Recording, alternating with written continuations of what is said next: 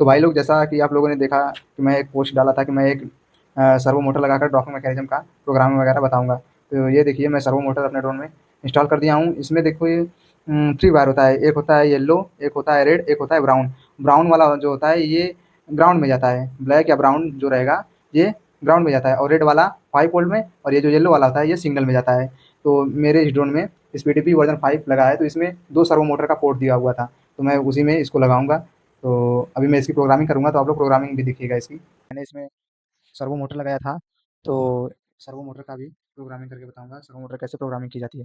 तो सबसे पहले हम अपने क्वाड को बेटाफ्लाइट से कनेक्ट कर लेंगे, एंड कनेक्ट करने के बाद हम पोर्ट में आएँगे। पोर्ट में आने के बाद हम जिस पोर्ट में जो अपना जैसे जीपीएस हो गया, रिसीवर हो गया, वीटीएक्स हो गया, ये सब लगाए रहेंगे, उसको उसको इनेबल करेंगे। इनेबल करने के बाद हम 7 रिबूट कर देंगे। ये तो बेसिक है। फिर इसके बाद हम कॉन्फ़िगरेशन टैब में आएँगे। कॉन्फ़िगरेशन टैब में आने के बाद हम इसमें यहाँ पे सर्वो टिल्ट जो लिखा हुआ है, इसको हम इनेबल कर देंगे, क्योंकि बिना सर्वो टिल्ट को इनेबल किए हम सर्वो मोटर को हम चला नहीं सकते तो हमें ये सर्वो टिल्ट को इनेबल करना पड़ेगा।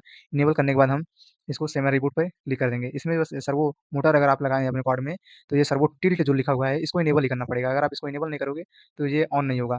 तो इसको इनेबल करने के बाद फिर हम आएँगे अपने सर्वो की सेटिंग में। सर्वो की सेटिंग में आने के बाद हम इसमें जिस चैनल में हमें सर्वो को इनेबल करना है, उस चैनल को हमें इनेबल करना पड़ेगा इसमें। तो मैं क्या किया हूँ कि A4 में सर्वो को ऑन किया हूँ। मैं मेरे ड्रोन में एसपीडीबी वर्ज़न 5 लगा हुआ है, तो इसमें मैं 2 सर्वो लगा सकता हूँ। तो मैं दूसरे वाले पोर्ट में सर्वो को लगाया हूँ। हम इसको सेव कर देंगे। सेव करने के बाद हमें फिर चले आना है सीएलआई टैब में। सीएलआई टैब में आने के बाद हमें यहाँ पे कुछ कमांड लिखनी पड़ेगी। वो कमांड मैं अभी आपको मैं बताता हूँ। सबसे पहले इसमें हमें रिसोर्स लिखना पड़ेगा। रिसोर्स लिखने के बाद फिर हम इसको जैसे यहाँ पे मैं लिख दिया RESOURC, रिसोर्स रिसोर्स लिखने के बाद हम इसको एंटर कर देंगे। एंटर करने के बाद हमें जैसे यहाँ पे मैं एंटर करता हूँ अभी, एंटर मैं कर देता हूँ। एंटर करने के बाद ये देखिए यहाँ पे कुछ इस प्रकार का आएगा आपके पास। तो आप देखिएगा कि देखिए मेरे क्वाड में एसपीडीबी वर्ज़न 5 लगाया हुआ है, तो इसमें देखिए 2 सर्वो दिखा रहा है, देखिए 2 सर्वो है। ये देखिए 1 एंड 2, 2 सर्वो है ना? तो इसमें मैं दूसरे वाले पोर्ट में अपने सर्वो को लगाया हुआ हूँ। तो इसमें और कमांड लिखनी पड़ेगी हमें इसमें, अभी मैं बता रहा हूँ आपको। फिर ये कमांड लिखने के बाद फिर हम इसमें रिसोर्स मोटर 6 नन करेंगे इसको। सबसे पहले रिसोर्स लिखना है, रिसोर्स लिखने के बाद फिर हम इसमें रिसोर्स मोटर 6 नन, मैंने इसकी प्रोग्रामिंग कर दी है, नहीं तो मैं आपको पूरा लिख कर बताता।